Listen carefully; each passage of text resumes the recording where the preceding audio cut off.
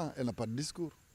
Elle a surfé sur une vague d'incompréhension au local pour avoir certaines collectivités. Elle pense qu'elle va encore nous mettre ce disque-là en parlant des questions d'homosexualité, etc., en amenant le débat à des niveaux où c'est plutôt les invectives. Non, ils n'ont qu'à poser les axes programmatiques, qu'ils discutent de ce que nous avons fait.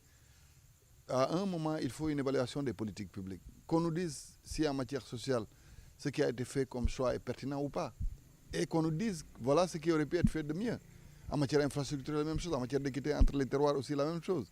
Mais le débat n'est pas là-bas. Et c'est pourquoi les Sénégalais sont en train de leur tourner le dos de plus en plus. Parce qu'en réalité, la conscience citoyenne de notre pays n'est pas bien comprise par certains hommes politiques. Nous sommes en campagne électorale. C'est vrai, les meetings et les marches sont des instants d'animation.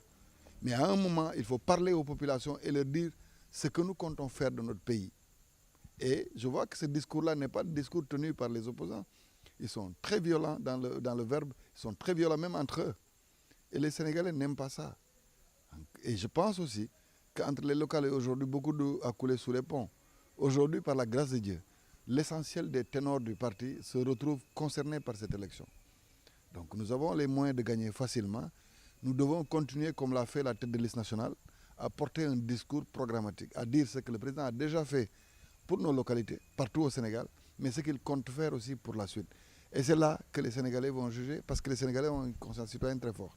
Une déclaration d'intention, vous ne voyez pas un diagnostic, parce qu'en réalité, à un certain niveau du débat politique d'un pays, il faut un diagnostic, de part et d'autre, de ce qui a été fait ou de ce qui doit être fait.